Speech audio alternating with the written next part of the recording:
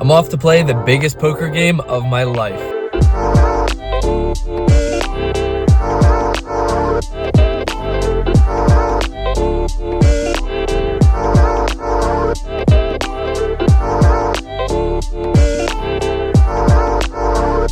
$2,000, that's what I'm smacking on the table tonight. Today is going to be a private game, which means you could buy in for more and more money. So hopefully we run good and I'm so excited. I'm a little bit nervous. Let's get right into it.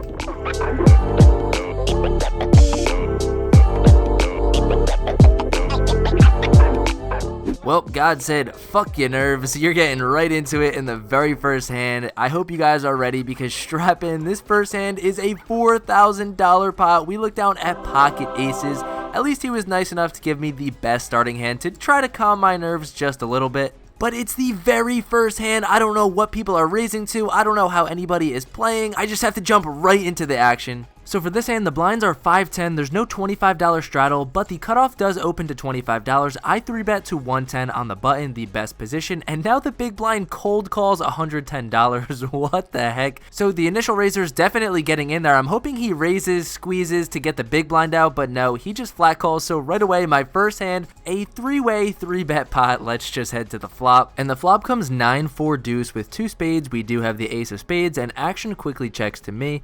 So on this board, we're either obviously way ahead or way behind. With the big blind cold calling, that's my only worry of him having pocket deuces or pocket fours. Like I said, it's my first hand. Not sure if he just cold calls like every hand. I don't even know. So I decided to c-bet for $130, and the big blind does make the call for $130, and the initial raiser gets out of the way.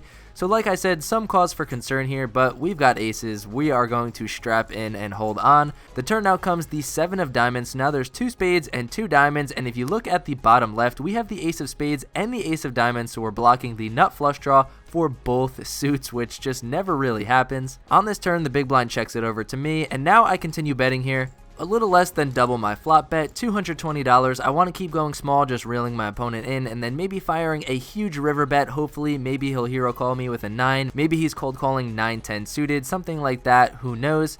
And now after a little while, my opponent decides to check raise to $700. What is going on? This is my very first hand. I know I keep saying that I'm like a broken record, but like, am I going to go bust in my very first hand? Did he just flop a set on me in my very first hand? How unlucky is this new spot for me? I don't know. But if we do think about it, like I said, there's 2 flush draws out there. This 7 does bring a lot of straight and flush draw combinations. Who knows if he's calling something like 5-6 suited, 8-9 suited, 9-10 suited, so many different hands. So basically the only hand we're losing to is a set of 2s, set of 4s, set of 9s. He could have turned a set of 7s. He could have 9-7 suited. But like I said, there's just so many different drawing hands out there. So I decided to put in the call. I did think about raising here, just ripping it all in, because I do think that we would get called either way. I don't think he's raising to fold here. I think we would either get snap called by a set or 2 pair, or I think all of his draws would call off. So now is my chance to get all the value, whereas if he bricks these draws, we're relying on him to bluff the river, which I don't know if he will, but yada yada. I decide to put in the call, and we're going to the river, and it comes the queen of clubs, which is essentially a brick, obviously, unless he has queen 9 or queen 7 somehow, but I am happy, more than happy, to see both flush draws miss and all of the straight draws miss. So it's on him first, and when he decides to go all in. He puts me all in for $1,200. He covers me. What the heck? Oh my goodness. Like I said, I bought in for $2,000, and he just about covered me. So, oh my goodness. I mean, I just want to throw up all over the table. This is the biggest game of my life, and I am getting put into one of the grossest spots of my entire life. And the funny thing is, earlier today while I was prepping for the game, I was thinking about how I've made so many wrong hero calls in the past couple of vlogs, which have led to me losing thousands and thousands of dollars. But I said to myself, when I get to this game, I can't be scared. I can't just be nitty and fold. I've got to continue making these calls because I'm not going to be wrong every single time, right? My recent failures in these huge spots cannot deter me from future spots. Might be rebuying right away. So back to just some quick analysis before I decide if I can make this call in the biggest pot of my entire life. It's actually bad that I have the ace of spades and the ace of diamonds because it reduces a lot of chances that he's going to have ace king of diamonds, ace queen of diamonds, yada yada. If you wanted to just cold call instead of putting in a massive 4-bet, which makes total sense. So in my head, it's either one of those airball bluffs that has just absolutely nothing, or it's a set or a random 2-pair. Like I said, in these spots, I have to nut up. So I decided to put my balls on the table. I make the call, and my opponent shows 8-10 of spades for a massive missed draw. Let's go. We double up. Clean, clear double up, plus $2,000 in our very first hand. I can't even explain how good that this feels. I'm immediately thinking, can this be the biggest win of my life? And stay tuned, because it is. Okay, time for this game to get even crazier. They decided to play the Texas stand-up game. For those that are not familiar, everybody stands up, and the only way you can sit down is if you win a hand. Okay, you're like, all right, whatever, you just have to stand up. But listen, the last person to sit down has to pay everybody at the table $50. We are 8-handed, so if I am last standing, I owe everyone $300. I do not want that to happen, and that's why this next hand takes place, so just strap in. Okay, fast forward, we are one of 3 people standing, not doing the best job so far, so I look down at Jack 5 offsuit. It folds to me in the cutoff, so I just have the button and both blinds, so I raise it up to $40, hoping to just take it down and sit down, but no, the button soils my plans, and the big blind makes the call. So we're going 3 ways to a board of ace, ace, 9, a very, very, very interesting board. Obviously, you have to think, do people actually have good hands? Are they just trying to sit down? So ace high boards and stuff like that are not as good as they usually are, but anyways, I decide to c-bet here for $20, and he makes the call. We see an interesting card as the front door flush comes in, but still, I could have all of the ace king, ace queen, I could have quads, who knows, I could also have the flush myself. We don't block it at all, so just not an ideal situation here. So now I bet out for $65, really praying to take it down, because if he calls, we might have to unload a big clip on the river, and unfortunately, he decides to make the call.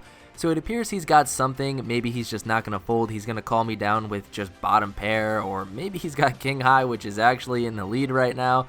So I don't know, let's just head to the river and see what it is. The river now is a total brick. Okay, so we're sitting here with jack high. I obviously don't want to check.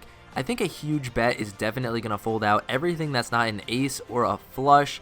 And I mean, just how lucky is he going to get? We're one of 3 players standing. I know his range is super wide, as well as he doesn't want to just let me sit down and fold pre-flop. So he could have, like I said, bottom pair, king high, all these different types of hands.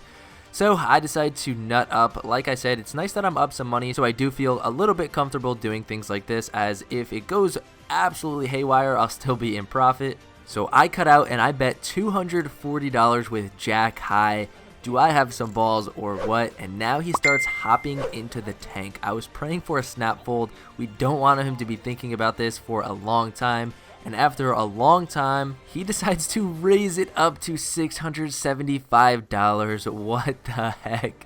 So I decide to fold, and we're playing if you win a hand, you have to show.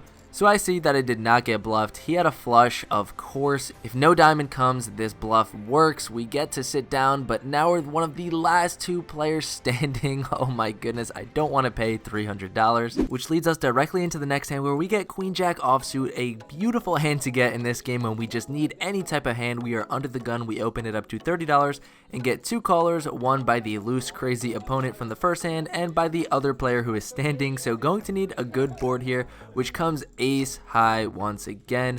So I decide to c-bet here for $30, hoping to just take it down, but the loose player makes the call and the other player folds. So at least if we lose this hand, we are still not going to have to pay everybody $300, but hoping to just take it down now, and the turn comes an ace.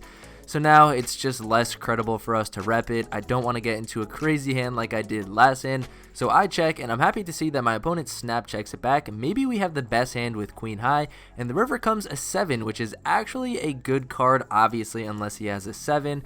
So in an effort to literally just fold out king high, and I guess any other bottom pairs, like if he had, I mean, well, we're still winning if he had like pocket 2s or pocket 3s, but I decided to bet out for $55, and I'm happy to immediately hear my opponent says, well, I can't save you, I have to fold. So I proudly show the queen high, saying that it was probably good, and he says, yes, it was. So we get to sit down and don't owe everybody $50. Okay, yet another twist to this game. Every 30 minutes when the dealers change, everyone puts in $50 and the button decides what we play. So whoever has the dealer button decides what we play, and just listen to what he decies. Alright, Ricky, so you this game? this one, it's the, you get dealt 5 cards, you fold 1 flop, fold 1 turn, fold 1 river. You play it as a hold'em hand at the end. So like I said, everyone puts in $50, we get 5 cards, and we're headed off to 1 board, and we all discard 1 card every street. So this could get very crazy. At the end, we're supposed to be down to 2 cards, 5 on the flop, then 4 on the turn, 3 on the river, 2. Just crazy. I've never played anything like this, so let's just strap in. And the board comes queen, queen, 6. So I remembered that I had a queen in my hand, but I look back and we have queen 6. We have these stone cold nuts. Obviously, we get rid of the 3, not going to help us whatsoever. And now the player to my right leads out for $150. It seems like he's definitely got a queen, or else he just would not lead out. Maybe he's got the last 2 6s for pocket 6s and he'll get it in. We're in a weird spot here because we don't need too much protection, as we have a 10 or an ace for a redraw for a better full house, but obviously any 7, 8, 9, jack, king will just give him a better full house if he's got a queen, that is. So I want to just raise and have him go with his hand now. Hopefully he does not have queen 6 and he's just going to be drawing. We can get it all in, win a massive one. So I raise it up to $425, and as expected, action quickly folds back to him. He starts thinking. I'm like, please just go all in, at least call. And he folds, showing queen 4, 5, 9. So he only had 1 over. If I knew that this was his exact hand face up, I would have just called, as he just has a 9 to beat us. And oh my goodness, although we win almost $400, we should have won much more. Still sitting comfortably over our first win, up about $2,200, but things are about to get crazy. You see $80 out there. What do we have? Pocket kings. Let's go. We are playing 5, 10, 25 the straddle. I open it up to 80, and the player to my direct left puts in the 3-bet to $225. Let's go. Now, things are pretty weird when it gets back to me because, as you see, we're out of position. I don't necessarily want to just flat call here. We are playing massive. I have about 4,000 in stack. He has about 2,500. So I want to get the stacks in. Some gross thoughts are creeping in my head. Does he have aces? Am I going to lose all my profit? But no, we can't think like that. If he's got queens, ace, king, we are playing just loose, aggressive. He'll get it in. So I decide to put in the 4-bet here to $680. I think I went a little bit too big, but I didn't want to just like min click it. I thought that would make it look really strong. I think going big like this definitely has us representing like ace, king, and things of that nature. They call you Aces Poker because that's the only hand to play? Nah, kings. I can put them in nice hands.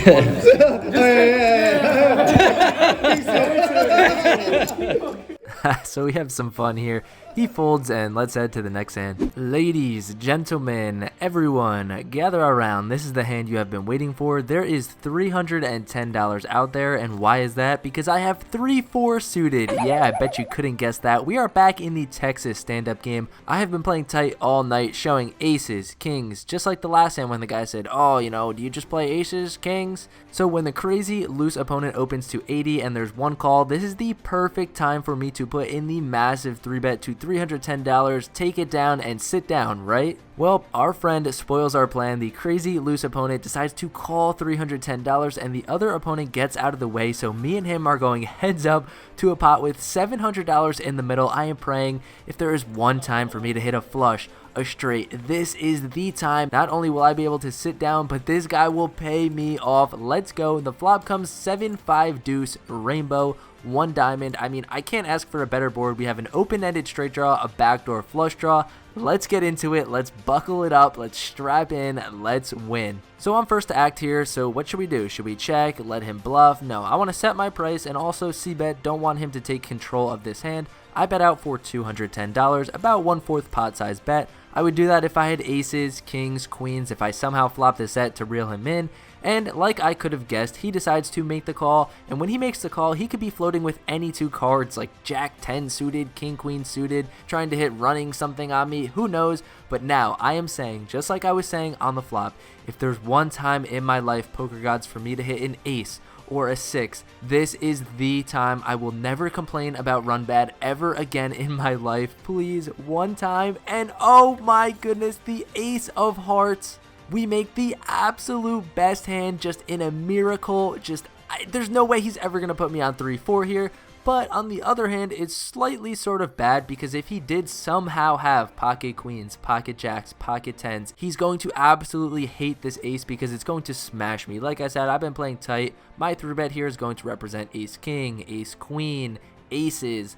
But on the other hand, I could have kings and, you know, queens, jacks, and now I could check, and with whatever he has, if he even has king, queen, jack 10, he could now barrel thinking he can get me off kings, queens, jacks, yada yada. So it's a lot of mental games going on here. As you see, there was a lot going through my mind, and now that brings me to my decision where I decide to check because, like I said, I want to make it look like I have those kings, queens, jacks, and that I'm very scared of this card. Maybe if I had pocket aces and I have this board absolutely crushed, I would also check. So my check signifies either extreme strength or extreme weakness, yada yada. Anyways, it's back on him and he decides to bet out for $700. Oh my goodness.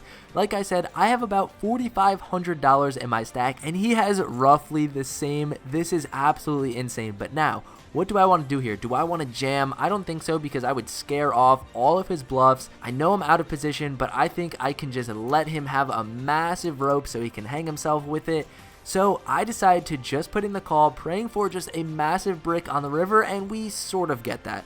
The deuce. So now the board is paired. We are losing to a full house, but I mean, really, come on. What full houses is he going to have here unless he literally flopped a set of fives, a set of sevens? And if that just happens, I mean, I don't know what to tell you. I will literally go home crying, to be honest. But anyways, I want to continue setting the trap, giving him the rope to hang himself. So I check and he goes all in. I snap call. I can never put my chips in fast enough. My opponent shows ace 5. We win. We scoop in the biggest pot of our entire life. Look at all these chips. I am shaking. I have no idea what just happened. I will never complain about run bad ever again. This was the perfect setup. The turn that maybe we thought about too much actually was the best card in the deck. It gave him 2 pair. He thought that was the golden card for him, that he was beating ace king, ace queen, all of these hands. I cannot believe it. Just wow. Wow. Oh my goodness, but we're not done yet. Now we are up over $6,000. Can we keep it rolling?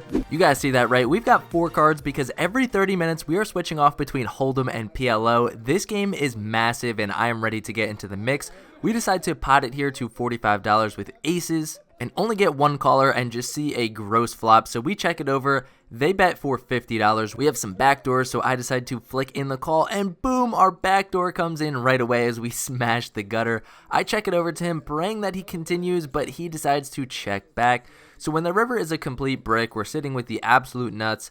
I want to go massive. I'm not sure what he's going to put me on here, so I decide to bet out massive for $205. Maybe I should have gone smaller. He lifts up his cards to show the person next to him. It appears he's in a gross spot. He decides to fold, and he says that he had pocket queens. What? I don't know how you could fold that, but I guess good fold, and he doesn't want to give me any more of his money. Alright, back to PLO. We look down at a beautiful hand, double suited aces. I raise it up to $55 when the entire table limps $10, and the entire table calls $55. So we're going 5 ways to a flop, in which we flop a flush draw, but we've got to be careful because it's a very connected board.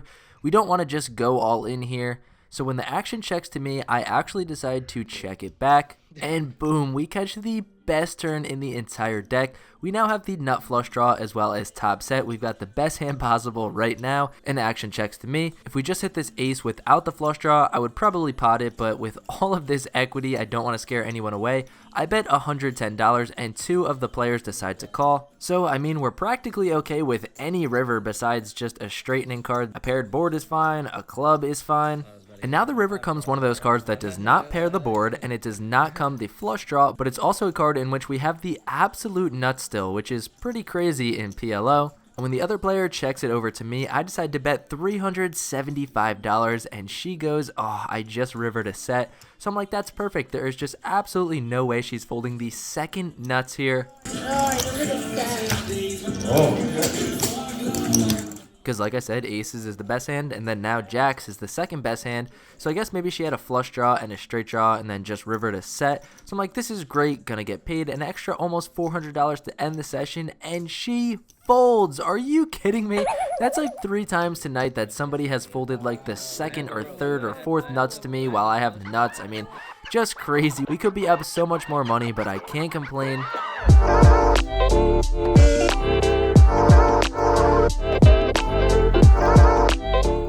guys, holy crap. I said when you go up in stakes, it is a dream to run good and get in good spots, and my goodness, I felt like I just had 5 months of saved up run good all unleashed on today's game in the biggest game of my life. The emotions are just wow. I mean, just oh my goodness. Thank you guys so much for supporting me and watching this entire video. I hope you guys enjoyed it. Thank you guys so much. Peace out. Have a great day.